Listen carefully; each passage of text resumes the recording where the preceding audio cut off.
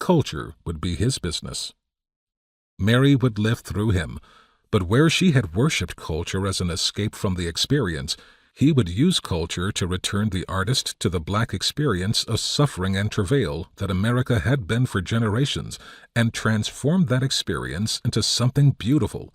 He would take a dying, decorative, bourgeois culture and transform it into a new, living aesthetic that included the folk culture of the masses and drew on the African ancestral culture. 3 years after his mother's death, he wrote a clarion call to the young black writers in Philadelphia, his hometown, trying to break free as he had just done himself. I was taught to reverence my elders and fear God in my own village. But I hope Philadelphia youth will realize that the past can enslave more than the oppressor, and pride shackles stronger than prejudice. Vital creative thinking, inspired group living, must be done, and if necessary, we must turn our backs on the past to face the future. The Negro needs background, tradition, and the sense of breeding, to be sure, and it will be singularly happy if Philadelphia can break ground for the future without breaking faith with the past. But if the birth of the new Negro among us halts in the shell of conservatism, threatens to suffocate in the close air of self-complacency and snugness, then the eggshell must be smashed to pieces and the living thing freed.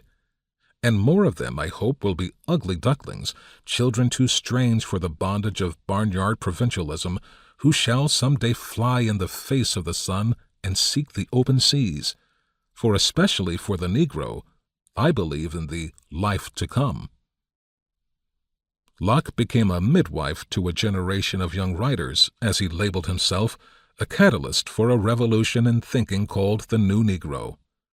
The deeper truth was that he, Alain Locke, was also the new Negro, for he embodied all of its contradictions as well as its promise. Rather than lamenting his situation, his marginality, his quiet suffering, he would take what his society and his culture had given him and make something revolutionary out of it. Locke did it out of his need for love. This need led him into dangerous yet fulfilling relationships with some of the most creative men of the 20th century, but also drove him to something else, to try and get that love from black people as a whole by doing all he could to gain their approval, win their recognition, even though he could never fully experience it for fear of rejection.